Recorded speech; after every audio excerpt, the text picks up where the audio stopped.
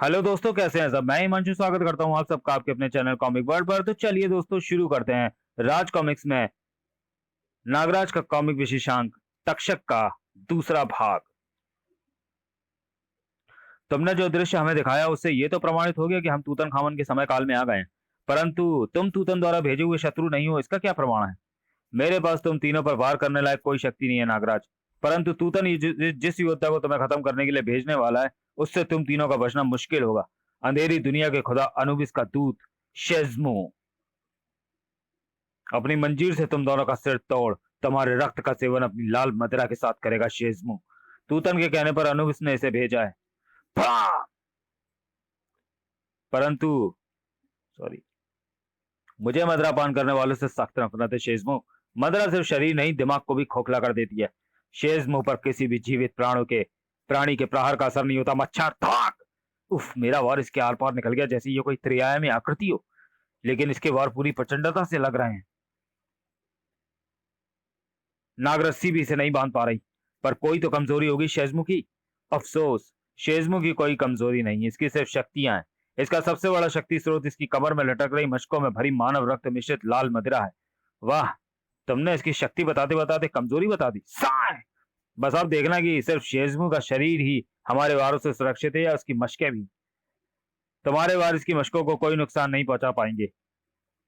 इसकी मशकें अभेद हैं।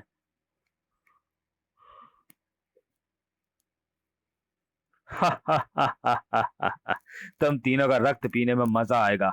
जितना ज्यादा मरने से पहले तुम्हारे रक्त में उबाल होगा, मदरा उतनी ज्यादा नशीली बनेगी। खटाक! मशकें अभेद सही, पर इन नलिकाओं पर तो वार का प्रभाव पड़ना चाहिए। नागफनी सर्व इन नलिकाओं को काटकर इसकी मदरा का प्रभाव शरीर से काट देंगे। वार अच्छा था नागराज, किंतु नलिकाएं पुनः मशकों से जुड़ जाएंगी। अपनी सारी कोशिशें कर चुके तुम कीड़ों, अब शेज़्मो एक एक कर तुम सबके सिर निचोड़ेगा। परंतु ये क्या, नलिकाएं तो बचकों से जुड़ चुकी हैं, फिर लाल मदिरा मेरे शरीर में क्यों नहीं पहुंच रही। मुझे कमजोरी महसूस हो रही है। जब नागफनी सर्पों ने तेरी नलिकाएं काटी थी तब मेरे सर्प सैनिक सूक्ष्म रूप में उन नलिकाओं में प्रविष्ट हो गए थे। नलिकाएं जुड़ने के बाद मेरे मानसिक आदेश पर सर्प सैनिकों ने अपना आकार बढ़ाना शुरू कर दिया, जिससे कि नलिकाओं का संचार बाधित हो गया है। क्योंकि तेरा सबसे बड़ा शक्ति स्रोत अब तुझ तक नहीं पहुंच रहा है, अब तुझ पर हमारे व्यवहारों का असर भी होना चाहिए, होना हो रहा है। यदि लाल मदिरा मेरी रगों में नहीं पहुंची तो मैं मर जाऊंगा। देखा शेज़्मो, मदिरा सेवन कितनी बुरी लत है। दारू न मिलने पर अच्छा भला दानव मरियल कुत्ता बन गया। यहाँ तो जैसे आया था वैसे ही हवा में यह तो जैसे आया था वैसे ही हवा में गायब हो रहा है। शूश! हार जाने पर अनुबिस ने सब वापस बुला लिया। अब तो विश्वास हुआ कि मैं तुम लोगों के साथ हूँ। विश्वास करने के अलावा और कोई चारा भी नहीं है। फिलहाल हमें तूतन खामन तक पहुंचना है। ठक! तूतन खामन तक पहुंचने में मैं तुम लोगों की मदद कर सकता हूँ। पूरे म्यूजियम में ऐसा कोई सुराग नहीं मिला जिससे तूतन खामन या गगन विनाशदूत और नागराज के बारे में कुछ पता चले। चेनोबियस के अचानक मूर्ति बनने का राज भी समझ नहीं आ रहा। तायरा, तुम तीनों मिस्र के अलगीजा नामक स्थान पर स्थित गीजा पिरामिड पहुंचो। एक नई मुसीबत वहां तुम्हारा इंतजार कर रही है। ठीक है प्रोफेसर। ये कौन सा स्थान है मुंड। अलगीजा के रेगिस्तान का यह वही स्थान है जहां से 2500 साल बाद फराओ खूफू गीजा की पिरामिड का निर्माण कराएगा, बशर्ते उससे पहले तूतन दुनिया को तबाह ना कर दे। सभ्यता के आराम से ही कई विनाशकारी और चमत्कारी शक्तियां मिस्र की धरती के नीचे निवास करती आई हैं, जिनमें से एक इच्छाधारी भी है।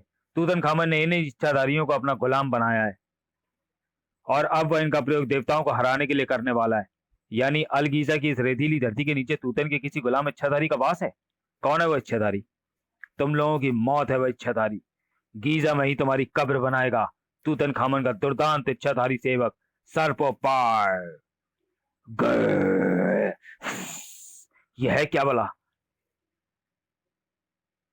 इसने तो वह कहावत चरितार्थ कर दी, आफत का पेड़ जितना जमीन के नीचे उतना ही ऊपर भी। यह सर्पोपाड है। इसकी सर्प जैसी लचीली व विशाल गर्दन आसमान की ऊंचाई तक दुश्मन पर सटीक निशाना लगा सकती है, और इसका चीते सा चपल शरीर शत्रु के वारों को इस तक पहुंचने नहीं देता। यह तो प्राचीन मिस्र किंवदंतियों का प्राणी सर्पोपाड है। यह जीवित कैसे हो गया। जीवित तो हो गया है, अब सोचो कि यह मरेगा कैसे। चेतक, तुम पर्यटकों को सुरक्षित स्थान पर पहुंचाओ, हम इसे काबू में लाने की कोशिश सोचते हैं, तरकीब सोचते हैं। Artificial intelligence activate, target analysis, super natural creature, strength, express speed.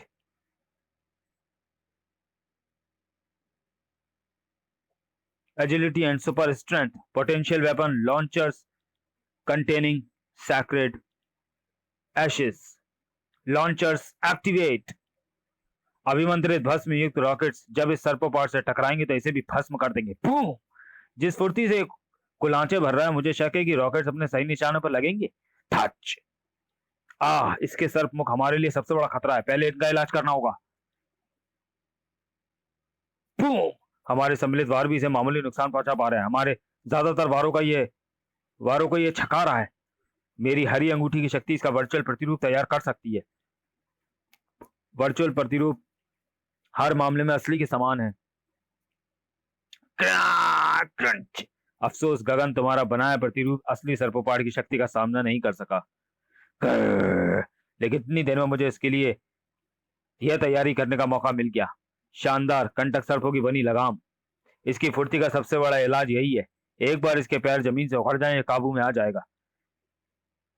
यह गगन और विनाश के सम्मिलित वार के आगे पैर जमाए नहीं रह सकता। थम थप! नहीं, नीचे गिरने से सर्पोपाड़ के मुंह पर किसी नागफनी सर्पों की लगाम खुल गई। वह नागराज को निकल गया। Boom boom! नागराज को बाहर निकालो साथियों, वरना अनर्थ हो जाएगा। मेरी लेजर किरणें इसका पेट चीर देंगी। धस! नहीं, सर्पोपाड़ वापस रेत में समा गया। रोको इसे। इसके वार तो ना बचने का मौका दे रहे हैं और ना ही इस पर पलट कर वार करने का। थप! तायरा! हे भगवान, ये शैतान तो तायरा को लील। थप! यह असंभव है, नागराज इस तरह नहीं मर सकता। हम ये पूरा रेगिस्तान खोद डालेंगे। यह सर्पोपाड़ तो रेत फाड़कर दोबारा बाहर आ गया। इसकी मौत इसे खींच रही है। गगन एक क्षण, इसका शरीर तो मोम की तरह गल रहा है और इसके भीतर से बाहर निकल रहा है नागराज। नागराज की रगों में बहता विष किसी भी प्राणी को मोम की तरह गला सकता है। अच्छा हुआ कि इस कमीने ने मुझे भी निगल लिया। अब इसका पेट इन धमाकों से भर देगा मोंटी। Boom boom! अरे ये तो गल रहा है, पर ये गल कैसे रहा है? भस्म रॉकेट से तो इसे भस्म होना चाहिए था। अरे तुम लोगों ने मेरे आने से पहले सर्पोपाट को खत्म कर दिया। सर्पोपाट खत्म तो हो गया, पर चनोबीस की तरह ही सर्पोपाट को भी हमने खत्म किया, इसमें मुझे शक है। मेरा दिल कह रहा है कि नागराज, गगन और विनाशदूत जहां भी है, वो इन शैतानों को खत्म करने में हमारी मदद कर रहे हैं। तुम आ गई। मुझे यकीन था कि तुम मेरे बुलाने पर अवश्य आओगी। मैं यहाँ तुम्हारे बुलावे पर नहीं आई हूँ तूतन, मैं तुम्हें आगाह करने आई हूँ। तुमने छल से देवता धोत का समय दौर तो खोल दिया है, परंतु ना तुम पहले जीत पाए थे, ना इस बार जीत पाओगे। छल छल तो अमुन्ना ने किया है मेरे साथ, और तुमने भी मेरे प्यार को छला है बस्तेत। हाँ, मैं भी तुमसे प्रेम करती थी, परंतु तब तुम सत्य और न्याय के लिए लड़ने वाले एक वीर योद्धा थे, खुद को खुदा समझने और मजबूरों को जुर्म ढालने वाले फराओ नहीं। मुझे निर्दयी शासक बनने पर भी तुम्हारे पिता ने विवश किया था बस्तेत। और इसी युद्ध के बाद मैं उनके पास तुम्हारा हाथ मांगने गया था, परंतु जिस मानव का हथियार के रूप में ओरेसिस और अनुबुस ने लड़ने के लिए प्रयोग किया, वही मानव पुत्री का हाथ विवाह हेतु मांगने पर तुच्छ नजर आने लगा। अपनी दिव्य पुस्तक स्वरतंत्रा छीनकर अमुन-रा की जिस सेना का मैंने नेतृत्व किया था, उसी सेना द्वारा मुझे धक्के मारकर स्वर्ग से बाहर फेंका दिया गया। गलती मेरी है तूतन। प्रेम में अंधी होकर मैं यह भूल गई थी कि मैं देवपुत्री हूँ। देवताओं का धर्म मानवों का नेतृत्व करना, उनसे रिश्ते बनाना नहीं। एक देवपुत्री का साधारण मानव से विवाह होना असंभव है। यदि ऐसा हुआ तो सृष्टि का संतुलन बिगड़ जाएगा, जिसका खामियाजा समस्त देव जाति और मानव जाति को भुगतना पड़ेगा। परंतु अब मैं कोई साधारण मनुष्य नहीं हूं। अब मैं एक तक्षक हूं, तक्षक। नाग शक्तियों पर तुम्हारा अधिकार नहीं है तूतन। अनुविस के बहकावे में आकर तुम धोखे से तक्षक बन बैठे हो। इसे मेरी अंतिम चेतावनी समझो। दोबारा वापस आकर समय को नहीं, अपने कर्मों को बदलो। शायद देवता अमुन-रा तुम्हें क्षमा कर दें। मुझे अमुन-रा से क्षमा नहीं, प्रतिशोध चाहिए बस्तेत। और याद रखना, इस बार तेरी पिछली चाल काम नहीं आने वाली। पहले तूतन तेरा विनाश करेगा, फिर अमुन-रा का। रणभूमि में मिलेंगे तूतन। बुरी खबर है महान फराओ, नागराज ने सर्पोयाट को भी खत्म कर दिया। अच्छा है, नागराज को मैं अपने हाथों से मिट्टी दूंगा। पूरी पृथ्वी के इच्छाधारियों को हमुनाप्त्रा में इकट्ठा होने का आदेश दो। ओह, क्या हुआ मुंड? मुझे संकेत प्राप्त हो रहे हैं नागराज। तूता अमुन-रा से निर्णायक युद्ध लड़ने के लिए सारी पृथ्वी के इच्छाधारियों को इकट्ठा करना है। सभी इच्छाधारियों के सम्मिलित होने के बाद वो अपनी तक्षक शक्ति जागृत करेगा। हमें उससे पहले युद्ध भूमि पहुंचना होगा। पर यह युद्ध भूमि है कहाँ? मुर्दों की नगरी हमुनाप्त्रा। यानी अपने समय काल में हमने जिस जगह से जंग की शुरुआत की थी, भूतकाल में भी उसी जगह आ पहुंचे। इस विशाल सोने के पिरामिड के ऊपर तो अनुबिस आई लगी हुई है, जिससे अनुबिस बाहर आया था। तूतन ने अनुबिस के लिए इस स्वर्ण पिरामिड का निर्माण कराया है। इसके ऊपर स्थित अनुबिस आई के द्वारा देवता अनुबिस पृथ्वी पर दूसरी दुनिया में प्रवेश का द्वार खोल सकता है। लेकिन तूतन ने अनुबिस के लिए स्वर्ण पिरामिड का निर्माण मिस्र से इतनी दूर हिंदुस्तान के हमू नाप्त्रा में क्यों कराया? उसके दो कारण हैं। पहला यह कि पृथ्वी पर निश्चित स्थानों पर ही यह केंद्र बिंदु है जहां एक दुनिया से दूसरी दुनिया में प्रवेश द्वार खोले जा सकते हैं। हमुनाप्त्रा उन्हीं स्थानों में से एक है और दूसरा वह प्रमुख कारण है कि हिंदुस्तान इच्छाधारी नागों के वास का भी केंद्र बिंदु है, यानी तूतन खामन की शक्तियों का केंद्र। इसी जगह से वो दोबारा अपने इच्छाधारियों की सहायता से अमुन-रा से युद्ध जीतने का प्रयास करेगा। दोबारा से तुम्हारा क्या मतलब है? तूतन खामन देवता थोथ का समय द्वार खोलकर भूतकाल में पुनः वापस आया है। जो युद्ध वह अमुन-रा से लड़ने वाला है वह युद्ध तूतन पहले भी लड़ चुका है, जिसमें वह अमुन-रा से हार गया था। इस बार तूतन अपनी पुरानी गलती सुधार कर हार को जीत में बदलना चाहता है। तूतन ने तो समय द्वार अपने लिए खोला था, फिर हम भूतकाल में कैसे आ गए? यद्यपि तूतन ने वर्तमान में समय द्वार खुद के लिए खोला था, किंतु एक बार समय द्वार खुल जाए तो वह किसी को उसमें प्रवेश करने से रोक नहीं सकता। लेकिन तूतन खामन तो नागराज की तरह विलक्षण मानव नाग है ना, कि वह खुद इच्छाधारी है। फिर वह इस काल के सभी इच्छाधारियों को तक्षक कैसे बन बैठा है?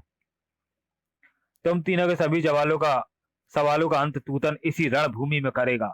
बचो साथियों, हमारे बारे में तुम्हारा क्या विचार है प्यारे? अद्भुत शक्तियों का स्वामी है तू नागराज, परंतु ये मेरा समय काल है। यहाँ हर नाग शक्ति मेरे सामने सर झुकाती है। यद्यपि तुम दोनों मानव विलक्षण शक्तियों के मालिक हो, किंतु तुम दोनों मिलकर भी उस मौत का सामना नहीं कर सकते जो मैंने तुम्हारे लिए चुनी है। देवता अनुबिस की विशाल स्याह सेना, जिसे कोई मानव शक्ति नहीं हरा सकती। तुम्हारा क्या विचार है गगन? वही जो तुम्हारा है। यहाँ के जयवीरू तो हम ही है। डायलॉग बाजी बंद और एक्शन शुरू। तक्षिका, शीतिका, अग्निका, हमें गगन और विनाशदूत की मदद करनी होगी। तू कहां चला नागराज? ये तेरी लड़ाई नहीं है, तेरे लिए तो मैंने कुछ और ही सोचा है। उधर देख। तंत्र तक्षक तूतन खामन की विशाल इच्छाधारी सेना। भक सराट सरपट त्रिसर्पी, सावधान रहना। इच्छाधारी नागों की विशाल सेना विलक्षण शक्तियों से युक्त है, जिनके बारे में हम ज्यादा नहीं जानते। हम भले ही इनकी शक्तियों से परिचित नहीं है, लेकिन ये भी नागराज और त्रिसर्पी की शक्तियां नहीं जानते। वर्तमान प्रोफेसर के दोबारा संपर्क स्थापित कर रहे हैं। अब तो उनके संपर्क स्थापित करते ही मेरा दिल घबराने लगता है। तायरा, मोंटी, चेतक, तुम दोनों को फौरन वापस हमुनाप्त्रा पहुंचना होगा। बहुत बड़ी मुसीबत आ रही है। पिछली दो मुसीबतों के आफ्टर शॉक से अभी तक निकला नहीं हूं मैं। Shut up Monty. क्या हुआ है प्रोफेसर? थार मरुस्थल में जिस पोर्टल को एक्टिवेट किया गया था उससे दूसरी दुनिया की शक्तियों का पृथ्वी पर प्रवेश आरंभ हो गया है। हम पहुंच रहे हैं प्रोफेसर। हमुनाप्त्रा, ये क्या है? रेस से निकलती हुई अनुबिस की विशाल स्याह सेना।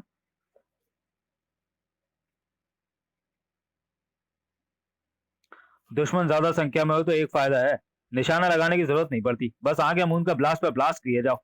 यह दुश्मन इतना बेवकूफ नहीं है मोंटी, इन्हें हमारे वारों से अब बचना भी आता है। श्यू, और हम पर वार करना। उफ, लगता है ये जंग तो हम शुरू होने से पहले ही हार गए। सर, कौन हमारा? यहाँ हमारा कौन सा मददगार आ गया? तो चलिए दोस्तों, वीडियो को यहीं समाप्त करते हैं और मिलते हैं तक्षक के तीसरे भाग में अगले वीडियो में। तब तक के लिए धन्यवाद।